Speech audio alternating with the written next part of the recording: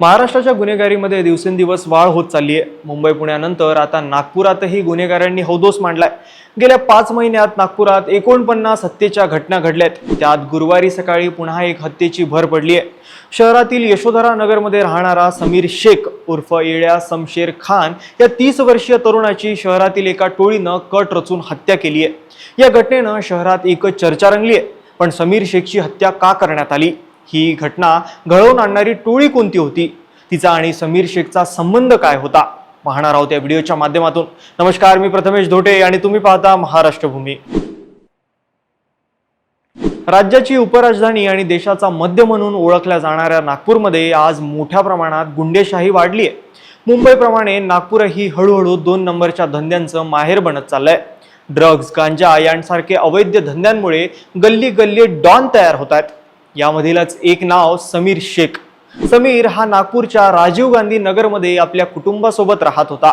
काही वर्षांपूर्वीच त्या शहरातील मोमीनपुऱ्यातील मुलीसोबत त्याचं लग्न झालं होतं। पण त्याच्या अवैध धंद्यांमुळे तो शहरात येड्या शमशेर खान या नावाने चर्चेत होता।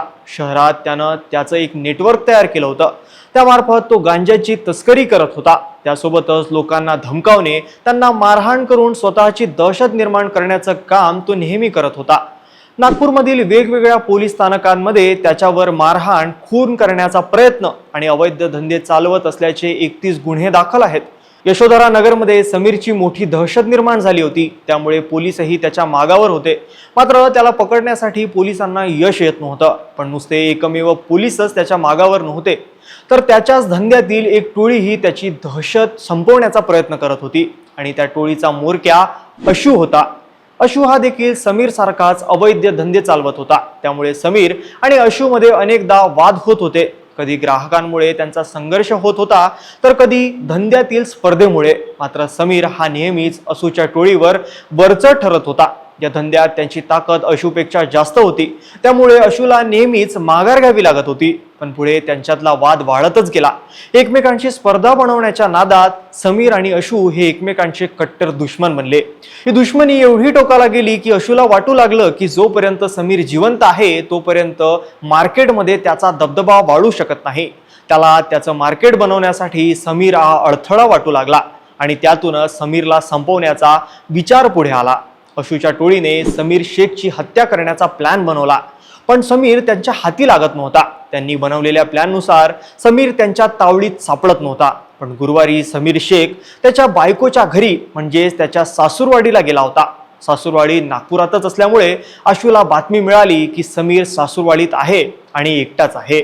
त्याने लगेच फिल्डिंग लावायला सुरुवात केली। अशूने त्याच्या 5 मित्रांना सोबत घेतलं आणि समीरच्या सासूरवाडीकडून त्याच्या घराकडे जाणाऱ्या रस्त्यावर सापळा रचला। हा रस्ता अशूच्या घरापासूनच जात होता। त्याने पूर्ण नियोजन करून ठेवलं होतं। इकडे समीरला त्याचा थांग पत्ता देखील नव्हता। तो आपल्या सासूरवाडीवरून घरी जाण्यासाठी निघाला। सकाळची वेळ होती। थोड्याच वेळात तो राजीव गांधी नगरच्या पुलिया परिसरात आला। याच ठिकाणी अशू आणि त्याचे सोबती धरून बसले होते आणि त्याची वाट पाहत होते। जसा समीर त्यांच्या समोर आला तसा त्यांनी त्याच्यावर कोयत्याने वार करायला सुरुवात केली। कोणी कोयत्याने वार करू लागलं तर कोणी बॅट बॉल खेळणाऱ्या दांड्याने त्याला मारू लागलं। काही मिनिटात समीर पूर्णपणे रक्ताच्या थारोड्यात पडला। अशूचा प्लॅन सक्सेस झाला। त्याने लगेच त्या ठिकाणावरून पळ काढला। थोड्या वेळात यशोधरा पोलिसांना घटनेची माहिती मिळाली, परंतु तोपर्यंत अशू आणि त्याचे सोबती तिथून पसार झाले होते। पोलिसांनी रक्ताच्या थारोड्यात पडलेल्या समीरला ताब्यात घेतलं आणि त्याचा मृतदेह शवविच्छेदनासाठी रुग्णालयात पाठवला। या घटनेनं संपूर्ण परिसरात तणाव निर्माण झाला होता। पोलिसांनी सुरक्षेच्या कारणांमुळे आणि वातावरण शांत ठेवण्यासाठी परिसरात अतिरिक्त पोलीस कायदे बंदोबस्त तैनात केला असून अशूच्या टोळीला थांबवण्यासाठी पथके पाठवली आहेत। पोलिसांच्या प्राथमिक माहितीनुसार गुंडेशाहीतील वर्चस्वासाठी समीरची हत्या केली गेली आहे। त्यासाठी पूर्वनियोजना केली गेली होती। ज्याचा मुख्य आरोपी अशू आहे। त्यांच्या घराजवळच ही घटना घडली आहे। त्यामुळे पोलिसांचा तपास अशूच्या दिशेने सुरू आहे। 2 गटातील वादांमुळे नागपूरमधील गुंडेगिरींची सत्यता मात्र उघडकीला आली आहे। गेल्या काही महिन्यांपासून नागपूरमध्ये कायदा आणि सुव्यवस्थेचं मोठं आव्हान पोलिसांसमोर उभं राहिलंय। विशेष म्हणजे राज्याचे मुख्यमंत्री, गृहमंत्री या जिल्ह्यातून येतात, तरीही नागपूरची परिस्थिती हाताबाहेर जात असल्याचं बोललं जातंय।